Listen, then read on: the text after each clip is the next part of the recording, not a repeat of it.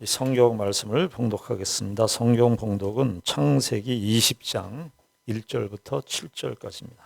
아브라함이 거기서 네게부 땅으로 옮겨가 가데스와 술 사이 그랄에 거류하며 그의 아내 사라를 자기 누이라 하였으므로 그랄 왕 아비멜렉이 사람을 보내어 사라를 데려갔더니 그 밤에 하나님이 아비멜렉에게 현몽하시고 그에게 이르시되 네가 데려간 이 여인으로 말미암아 네가 죽으리니 그는 남편이 있는 여자임이라.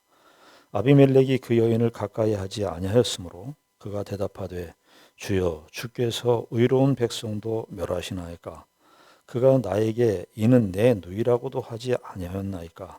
그 여인도 그는 내 오라비라 하였사오니 나는 온전한 마음과 깨끗한 손으로 이렇게 하였나이다. 하나님이 꿈에 또 그에게 이르시되 네가 온전한 마음으로 이렇게 한 줄을 나도 알았으므로 너를 막아 내게 범죄하지 아니하게 하였나니 여인에게 가까이 하지 못하게 함이 이 때문이니라. 이제 그 사람의 아내를 돌려보내라. 그는 선지자라. 그가 너를 위하여 기도하리니 네가 살려니와 네가 돌려보내지 아니하면 너와 내게 속한 자가 다 반드시 죽을 줄 알지니라. 제가 오늘 성경의 첫 책인 창세기에 있는 내용 중에 아브라함의 생애에서 일어난 하나의 그 사건을 가지고 좀 은혜를 나눠보고자 합니다. 우리가 창세기를 보게 되면 이제 아브라함의 생애 속에서 창세기 12장 이런 내용들이 중요하고 14장에 아브라함이 그 당시 때 메소포타미아 강대국 5개 연합국들과 싸워서 아브라함의 318인으로 승리해서 자기의 조카 롯을 구출하는 사건, 얼마나 그 드라마틱한 사건입니까? 그런 사건들은 우리가 익숙하죠. 그리고 창세기 22장에 아브라함이 이삭을 바치는 이 내용, 이런 내용들에 대해서는 아마 주일학교 때부터 혹은 좀 교회를 오래 다니신 분들은 그런 내용들이 매우 익숙하게 들렸을 것입니다. 근데 오늘 이 창세기 20장에 있는 스토리는 좀 그런 전체 분위기, 아브라함이 이삭을 바치고 얼마나 대단합니까? 그리고 아브라함이 그 5개국 연합군과 싸우고 얼마나 대단합니까? 그런데 이상하게도 우리가 이 아브라함을 믿음의 조상이라고 소개되고 있고 하나님 나라의 역사가 본격적으로 이 세상 앞에 드러낸 대표적인 인물이 아브라함인데 오늘 이 20장은 그 전체 이 아브라함의 어떤 전체 그림이 긍정적이고 아브라함의 모습이 아주 그 적인 훌륭한 모습들에 비해서는 아브라함의 생애 속에서 요즘식으로 말하면 흑역사 같은, 우리 같으면은 좀 그 아브라함이 창세기를 기록하지 않았으니까요. 아브라함의 창세기를 기록했다면 이 역사는 빼고 싶은, 정말 감추고 싶은 이야기 중에 한 대목이 오늘 이 창세기 20장입니다. 아브라함이 헤브론이라고 하는 곳에 정착했습니다. 헤브론이라고 하는 곳은 지금의 이제 이스라엘의 이제 사해 요단강이 있거든요. 사해 요단강의 서쪽에 자리하고 있었던 헤브론이었습니다. 그런데 말이죠, 아브라함의 조카 롯이 있죠. 그 롯이 창세기 13장에 보면 땅을 선택하라 그러는데 소돔 땅이 매우 좋아 보여가지고 소돔 땅으로 이주를 했습니다. 그런데 여러분, 그 소돔 땅이 어떤 땅인 줄 아십니까? 죄악이 가득 찬 곳이었습니다. 창세기에 보게 되면은 노아 홍수 심판이 그 당시 때 인류 전체적으로 광범위하게 죄가 넘쳐서 하나님의 심판을 받은 그런 적이 있었는데 그 소돔과 고모라 그 땅은 아주 타락이 심했습니다. 그래서 하나님께서 두 천사와 함께 등장해서, 사실은 하나님께서 그 두 천사와 함께 등장하는 것은 그 당시까지라도 소돔과 고모라 사람들이 회개하기를 바라는 그런 마음이 있었을 거예요. 근데 소돔과 고모라 사람들은 회개하지 않았습니다. 참, 우리가 예수를 믿고 하나님 나라의 백성이 된 우리도 하나님의 뜻을 따라 사는 일이 쉽지 않지만 저는 가끔 예수를 안 믿는 것도 신기하다 그렇게 생각을 해요. 어떻게 그렇게 예수를 안 믿을 수 있을까? 어떤 분은 그런 얘기를 했어요. 이 세상의 삼라만상, 우주적인 이런 흐름들을 보면 신이 있다는 것을, 적어도 성경에서 말하는, 기독교에서 말하는 신이 아니라도 신이 있음을 의식할 수밖에 없을 텐데 얼마나 대단히 신비합니까? 여러분, 자연이 무슨 차별을 하던가요? 사람들은 차별을 하고 살죠. 잘생기고 못생기고 똑똑하고 미련하고 많이 가졌고 못 가졌고 인종의 피부 색깔 뭐 이런 걸로도 차별을 하잖아요. 태양이 차별을 하던가요?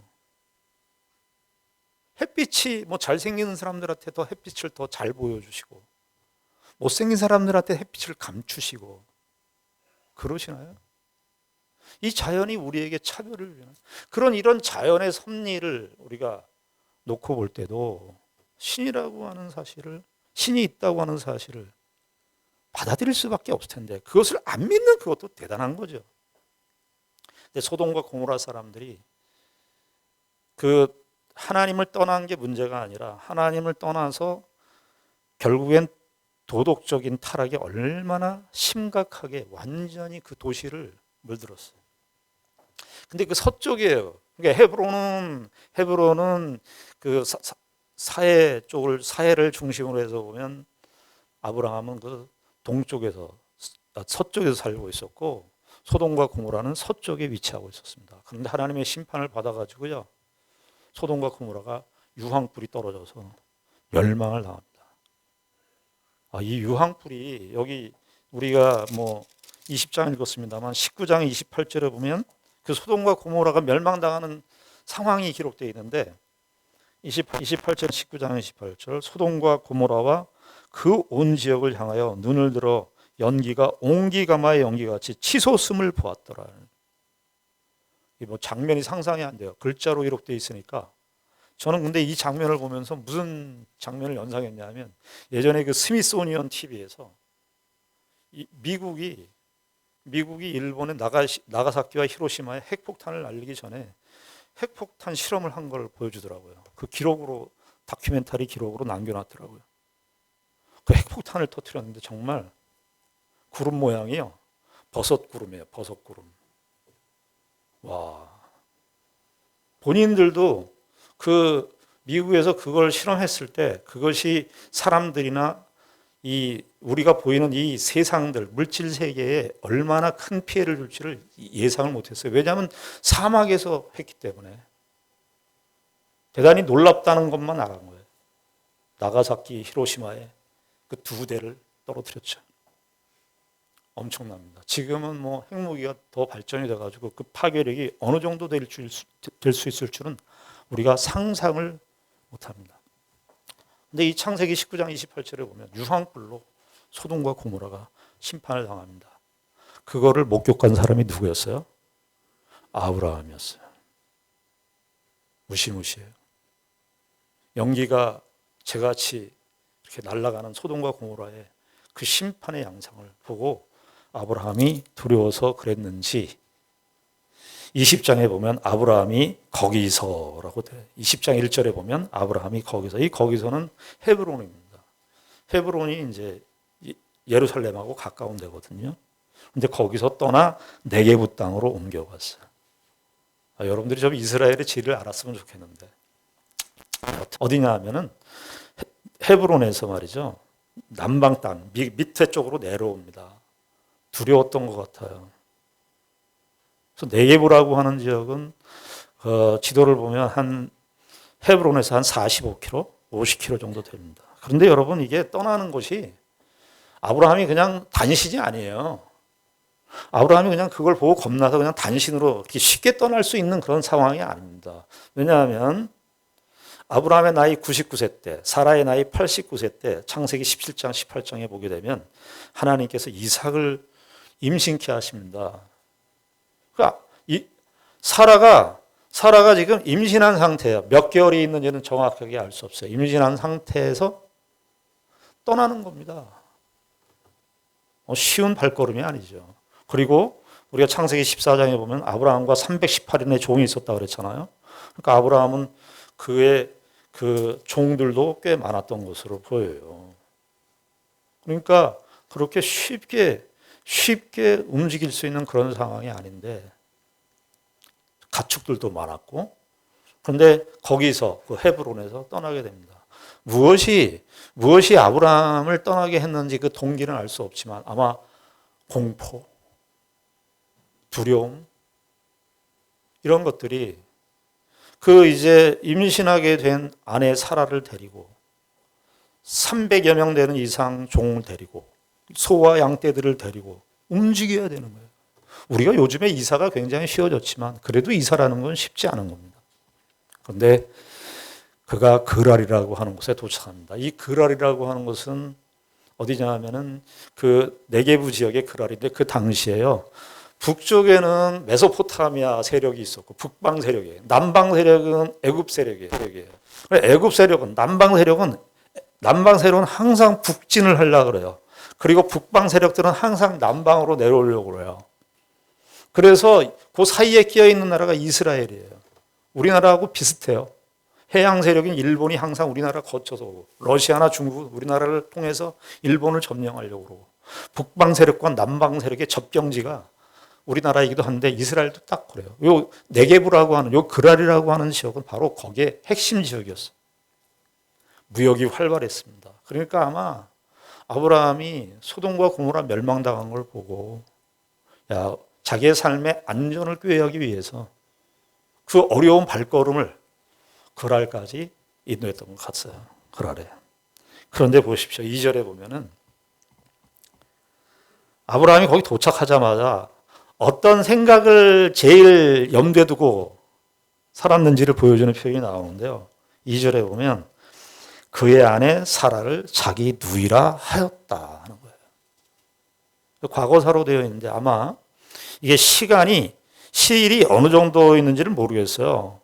아브라함과 아내가 사라가 그곳에 가서 며칠 혹은 몇 달 있었는지는 정확하게 알 수 없지만 아브라함이 거기 거주하면서 그랄 사람들한테 내 아내는 내 누이다. 아내라고 그래야 되는데 누이라고 계속 얘기를 한 거예요. 누이라고. 한두 번 얘기한 게 아니죠. 그러니까 아비멜렉은 그 당시 때 그랄의 소도시, 소국가인데 그랄의 왕이었습니다. 아비멜렉이 사람을 보내어 사라를 데려갑니다. 왜냐하니까 아브라함이 이제 살다 보니까 이 사라가 성경에 보면은요, 사라가 아주 미인입니다.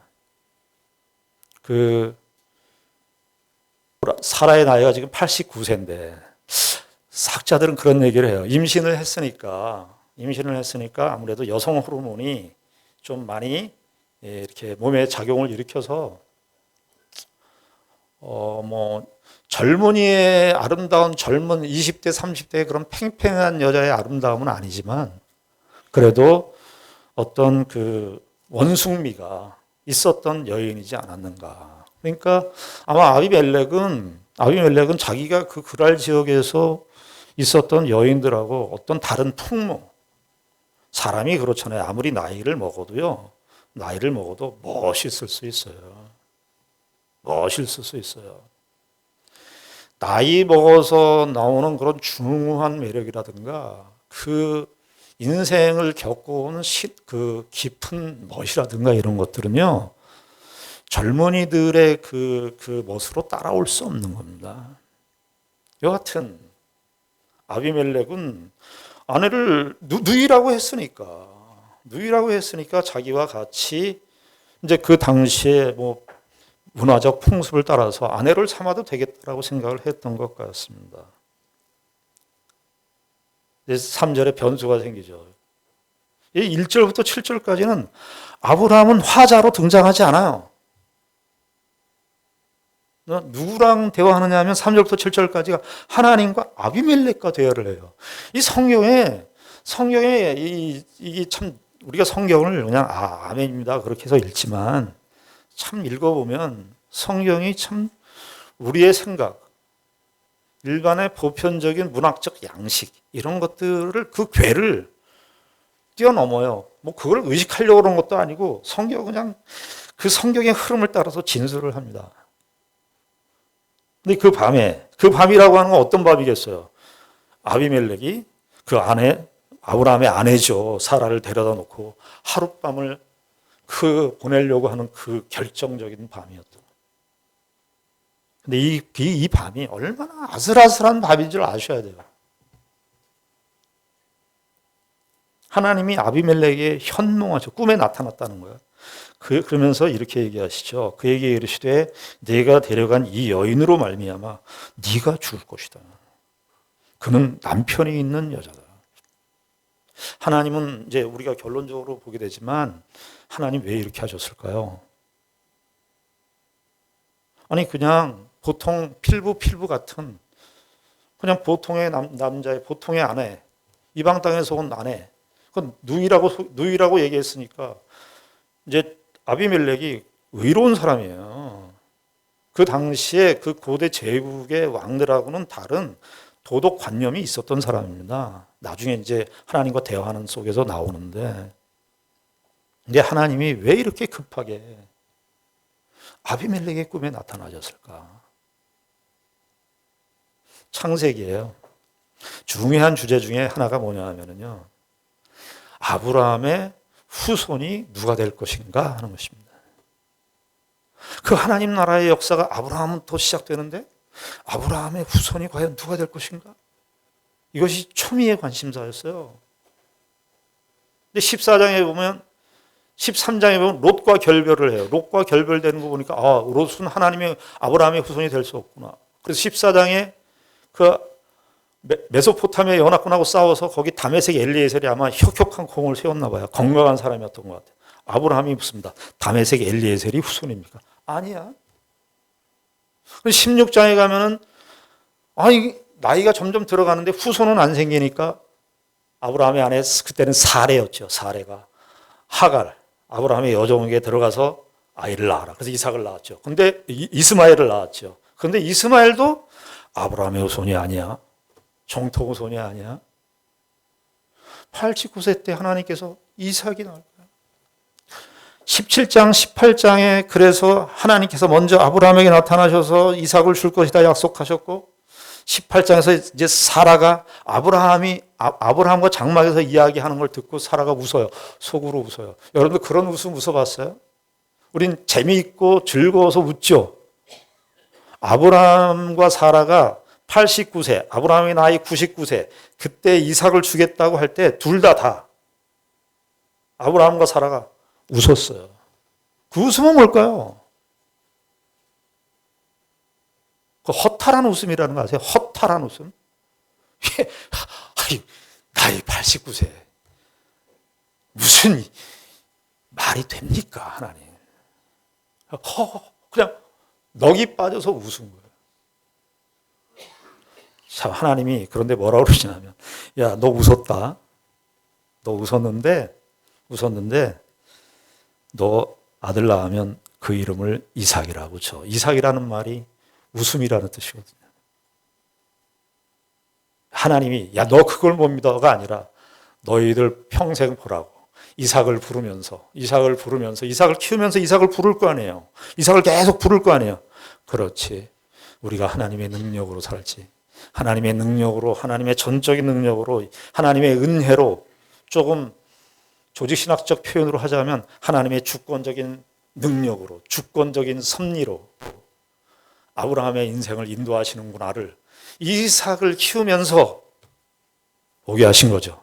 그런데 지금 이삭은 아직 안 나왔어요. 하나님은 누굴 지금 생각하는 거예요? 아브라함을 통해서 이삭이 나야 돼요. 만약에 여기서 이 밤에 무슨 일이 생기면 아브라함을 통해서 이삭이라고 하는 이 후손이 나와야 될 텐데 후손의 역사가 단절되게 생겼는 거예요. 크게 얘기하면 하나님의 구원의 역사의 큰 흐름, 예수 그리스도까지 이어지는 큰 구원의 역사의 한 축을 담당하고 있는 그 이삭이 위협을 당하는 겁니다. 아브라함의 행동이 얼마나 무시무시한 결과를 가져올 수 있는 그 위험스러운 행동이 있는지를 우리가 봐야 합니다. 우리가 지난주에 룻기 4장을 하면서 족보를 얘기했잖아요. 창세기 5장과 창세기 11장 그리고 룻기 4장 족보를 얘기했어요. 근데 그 족보로서의 결론이 어디에 이르냐면 마태복음 1장 1절이죠. 마태복음. 원래 마가복음이 먼저 쓰여 있어요. 먼저 쓰여서 마가복음을 신약성에 제일 첫 성경으로 놔도 되는데 왜 마태복음을 놨냐면 구약과의 연관성, 족보의 연관성 때문에 그래요. 그래서 마태복음을 신약성에 제일 첫 책으로 놨어요. 그래서 마태복음 처음 내용이 뭐죠? 아브라함과 다윗의 자손 예수 그리스도의 세계라. 그러면서 그 아브라함과 다윗의 자손 예수 그리스도의 세계라 쭉 하면서 예수까지 이어지는 역사를 이야기할 때 무슨 얘기 나와요? 아브라함은 거기 뭐라고 되어 있죠?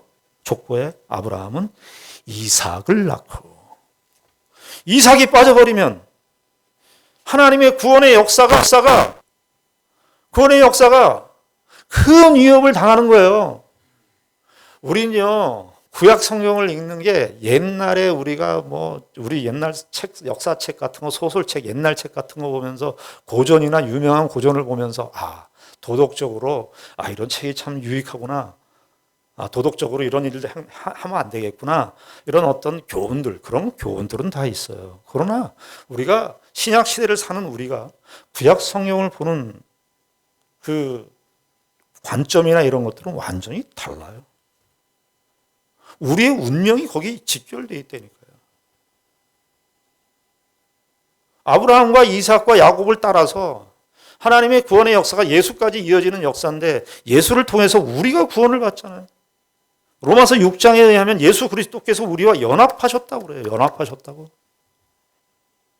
우리의 운명, 지금의 이 교회가 우리는 그 교회의 역사를 뭘로 추적합니까? 그냥 세상에 돌아가는 일반 역사의 흐름 속에서 교회의 역사를 추적하나요? 그거는 외피에 불과한 거예요.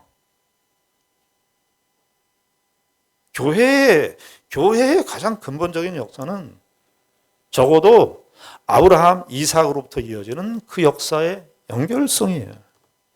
하나님이 어떻게 하십니까? 이해하시겠습니까? 하나님이 꿈에 이렇게 급하게 나타나야 되는 이 일. 너를 죽이고 말 거야.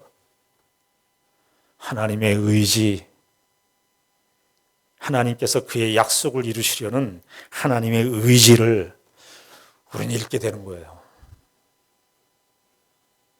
그런데 말입니다. 아비멜렉이 참 경건한 사람이었어요. 하나님께서 이렇게 개입하시니까 4절에 아비멜렉이 그 여인을 가까이 하지 아니하였으므로 그가 대답하되 주께서 의로운 백성도 멸하십니까? 자기 의로웠다는 거예요. 이 아비멜렉의 경건이 아브라함이나 하나님의 선택받은 백성들과의 그런 경건하고는 차이가 있을 것으로 보여집니다만은 그래도 나름 의로운 사람이에요. 왜 이 아비멜렉의 경건이 그래도 박수를 받고 칭찬을 받을 만한 경건이냐 하면 그 당시 때 소돔과 고모라의 부패상을 우리가 봤잖아요. 그 당시 때 고대 제국의 사람들이 다 그런 걸 갖고 있다고요. 윤리나 도덕이 없어요. 그런데 이 사람이 그러잖아요. 하나님 그렇게 하시면 의로운 백성이 저도 멸하는 겁니다. 이거 원래요. 아브라함이요. 18장 19장에 보면 아브라함이 소돔과 고모라 멸망당한 걸 보고요. 하나님 앞에 창세기 18장 22절부터 33절까지인데 거기 긴 하나님과의 기도가 나와요. 하나님. 그때 아브라함이 소돔과 고모라를 위해서 기도해요. 소돔과 고모라를 멸망시킬 겁니까? 의인 50명, 그 유명한 의인 50명, 45명, 40명, 30명, 20명, 10명까지 내려가는 6번의 긴 대화가 있는 거예요. 주제가 뭐예요? 의인을 악인과 함께 멸하시겠습니까? 그거 아브라함이 했었던 기도 제목이었어요. 그런데 그 기도를 누가 하고 있는 건가요? 세상 사람이라고 할 수 있는 그 아래 왕이 하고 있는 겁니다. 아브라함이 그 기도를 하고 있었어야 되는데. 우리는 여기서 하나 교훈을 배웁니다. 하나님의 백성이 신자답게 살지 못하면 내가 혼자 신자답게 살지 못하는 것으로 끝나는 것이 아니라 지금 아브라함의 이 행동 때문에 누가 죽을 뻔했어요? 아무 상관이 없는 아비멜렉이 죽을 뻔했다고요. 난 예수 믿고 내가 신앙생활 내가 잘하면 되고 아니 못하면 내가 끝이지가 아니에요. 세상의 운명은 우리에게 달려 있어요. 우리에게. 그때 18장에서 아브라함과 하나님이 대화하면서 기도와 같은 대화죠. 대화를 하시면서 하나님이 그래요. 나 그래 50명만 있어도 내가 소돔과 고모라 멸망 안 시켜. 45 그거 있어도 내가 멸망 안 시켜. 10명 있어도 내가 안 시켜. 내가 용서해. 어떤 면에서 하나님의 용서가 부각되는 내용이 그 내용이에요. 지금 그 기도를 아비멜렉이 하고 있는 겁니다.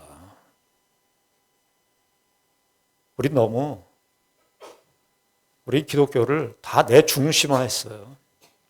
교회도 다 신앙도 내 중심화했어요. 블랙홀처럼 내가 다 빨아들여서 내가 기분 좋으면 예수 믿고 내가 기분 나쁘면 예수 안 믿고 내 기분이 다예요. 오죽했으면 요즘에 사람들이 이런 말을 할까요? 기분이 태도가 되게 하지 말아라. 기분이야 나쁠 수 있죠. 기분은 뭐 날씨에 따라서 기분도 바뀌고 사람들의 반응 하나에 따라서 기분이 바뀌어요. 여러분 그 기분이 태도가 되시면 되겠어요? 아니 신앙생활하면서 박자 맞추기 너무 힘들어. 너무너무 힘들어. 왜냐하면 그 박자가 다 각자니까. 어느 영화에 보니까 우리나라의 세계의 언어가 몇 개냐 이런 제목이 나와요. 질문하는데 세계의 언어가 몇 개냐 그러니까 세계의 언어가 한 7,100개 이상이 된다 그래요. 그러니까 질문한 사람이 아니야. 언어는 인구수만큼 달라. 그렇죠. 사람마다 진짜 다 자기의 언어예요. 자기 생각이에요. 우리나라 축구, 야구 감독하기 너무 어렵습니다. 왜 그런 줄 아세요? 다 감독이니까. 다 선수고.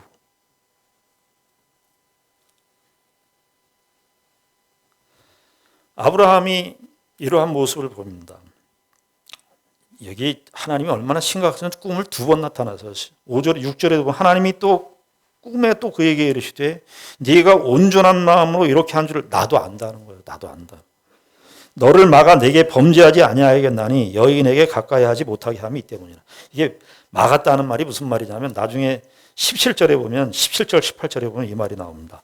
아브라함이 하나님께 기도하며 하나님이 아비멜렉과 그의 아내와 여종을 치료하사 출산하게 하셨다. 그러니까 이게 정확하게 무슨 내용인지 알 수 없지만 아비멜렉과 그 주변에 있는 태를 다 잡아버리신 거예요. 혹시 사라와 그 밤을 보내게 되면 있을 내용들을 하나님께 다 막아버리셨다는 거예요. 이삭을 보호해야 되니까. 하나님 나라의 역사가 진전돼야 되니까. 그런데 말이죠. 성경이 또 놀라운 점은 그러면 아브라함한테 하나님이 너는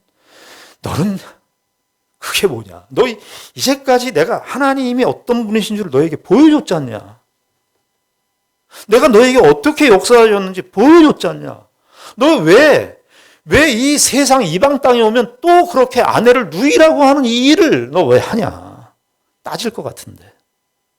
하나님이 그렇게 하시지 않아요. 7절에 보면은 오히려 아비멜렉에게 이 말을 합니다. 7절에 이제 그 사람의 아내를 돌려보내라. 그러면서 뭐라고 그래요? 그는 선지자라. 선지자라는 말이 구약 성경에 꽤 많이 나오는데요. 처음 등장하는 말이에요. 아브라함을. 선지자는 제사장하고 비슷해요. 하나님의 말씀을 받아서 하나님의 말씀을 대중들에게, 백성들에게 전달하는 역할을 하는 사람이 선지자예요.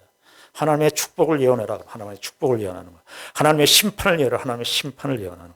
동시에 선지자는 또 하나님의 이 세상에 있는 사람들의 말을 가지고 하나님 앞에 나아가는 사람이에요. 아브라함의 정체성을 가장 분명하게 이 수치스러운 자리에서 아브라함의 정체성을 어떻게 해요? 분명하게 누구에게 각인시켜요? 세상 나라 왕인 아비멜렉에게. 그는 선지자야. 이게 놀라운 거죠. 칼빈 선생님이 이 부분을 이렇게 해석을 했더라고요. 인간의 연약함과 하나님의 연약함을 둘러싸주는 은총, 이렇게 얘기했어요. 은총. 돌려보내지 아니하면 네가 죽을 것이다. 그래요. 하나님 한번 더 얘기하시죠. 그런데 말이죠, 여기까지만 얘기하면 아브라함에게 교훈이 안 돼요. 하나님이 다 해주셨어. 아브라함이 무슨 의식을 갖겠어요. 이게요, 아브라함이 자기 아내 누이라고 속이는 거요. 20여 년 전에 그때 가나안 땅에 와서 처음 기근을 만났을 때 창세기 12장 10절부터 20절까지 거기 보게 되면 아브라함이 그때는 애굽에 내려가요. 그랄보다 더 밑에 애굽에 내려가서 거기서도 자기 아내를 누이였어요. 그거 한 번 있었어요. 20여 년 전에. 근데 또 그러는 거예요. 이거 어떻게 고쳐질까요? 여기 그래서 아비멜렉이 질문합니다. 그래서 8절부터 나와 있는 내용이 아비멜렉이 질문하는데 9절에 보시면 아비멜렉이 아브라함을 불러서 그에게 이르되 네가 어찌하여 우리에게 이렇게 하느냐? 내가 무슨 죄를 네게 범하였기에 네가 나와 내 나라가 큰 죄에 빠질 뻔하게 하였느냐? 내가 합당하지 아니한 일을 내게 행하였도다 하고 10절 또 물어요. 아비멜렉이 또 아브라함에게 이르되 네가 무슨 뜻으로 이렇게 하였느냐? 너 왜 그렇게 했어? 왜 아내를 누이라고 얘기했어? 한번 얘기를 해봐. 아브라함은 이 지적을 받았을 때 얘기하기 싫었을 것 같아요. 신앙은요, 이 무너지는, 현실 속에서 무너지는 지점이 있어야 신앙이 자라요. 제가 기독교 교회 생활하면서 제일 무서운 게 뭐냐면 기독교를 원리만 알고 있는 거예요. 내용으로만 알고 있어서 내용과 원리로 재단하는 게 제일 무섭습니다. 기독교는 그렇게 내용과 원리로 다 이해되고 납득되어지는 종교가 아닙니다. 기독교의 무서운 점은 현실입니다. 삶입니다. 삶 속에서 경험되어지고 삶 속에서 체험되어지지 않으면 우리가 생각 속에서 일어난 무슨 굉장히 깊은 사변적인 기독교적 지식이 아무 의미가 없어요. 우리의 신앙이 자라고 성숙하는 과정 속에 있어서 우리의 인생의 현실, 부닥치는 현실, 경험, 삶, 바닥으로 나락으로 떨어지는 그 깊은 체험이 전제되어 있지 않으면 신앙은 결코 자랄 수가 없습니다. 그런 게 없으면 무슨 얘기만 하냐면 딱만 얘기하고 다녀요. 다 죽인다고요, 사람을. 다니면서 그게 기도하는 게 맞아? 그거 기도 생활 그렇게 하는 게 맞아?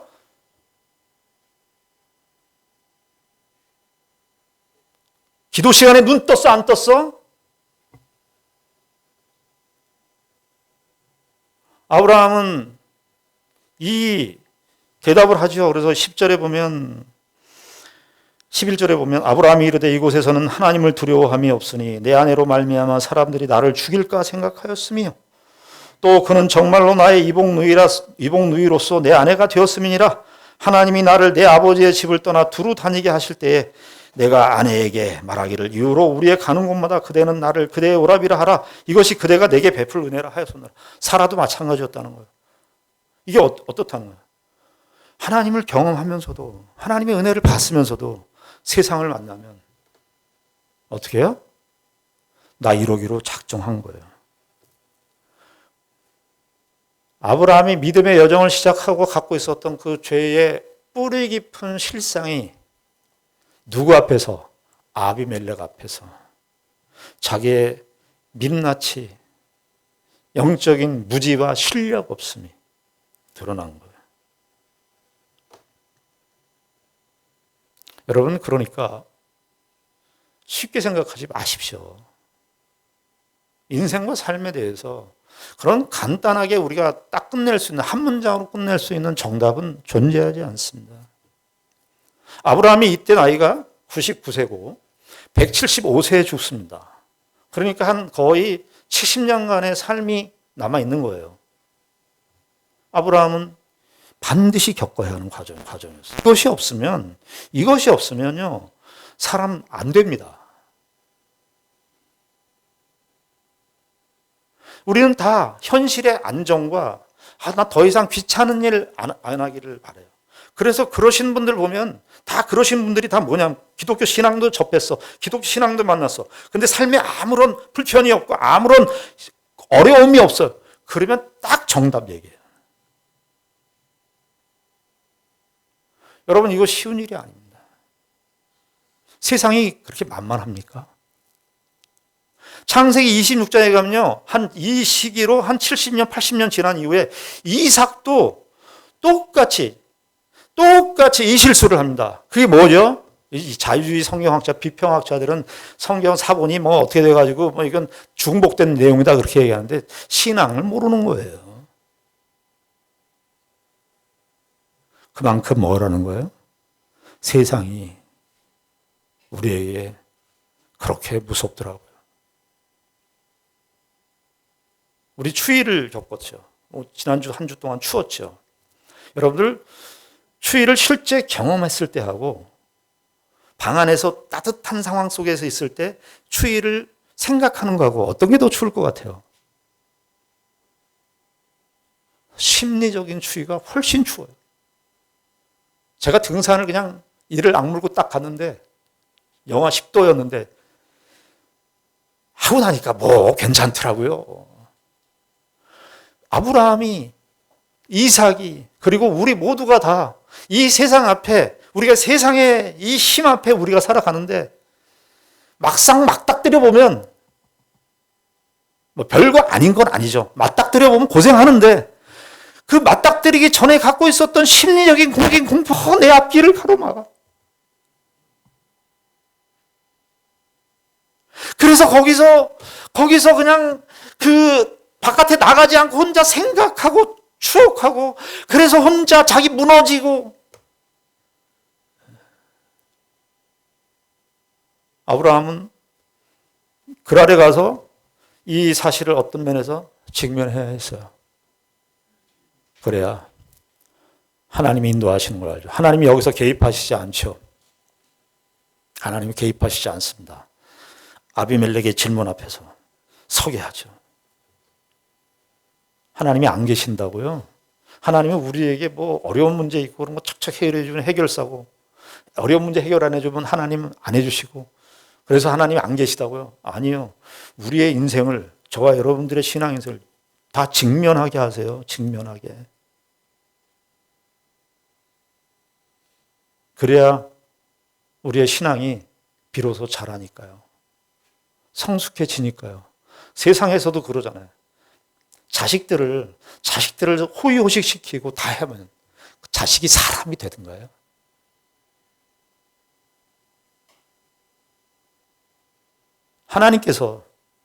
하나님께서 그의 믿음의 조상의 아브라함을 훈련시키시는 대목 속에 이 대목이 있는 거예요. 이 창피하고, 얼마나 창피해. 자기 아내를 누이라고 속여야 되는 이 상황. 그것도 세상이 무서워서. 메소포타미아 연합군하고 승리를 했었던 그 아브라함이 그 승리에 대한 의식은 다 없어지고 이방 땅에서 자기 혼자 먹고 살아야 된다고 하는 이 생존의 무서운 현실 앞에서 무너져 내리는 아브라함이 이게 있는 것입니다.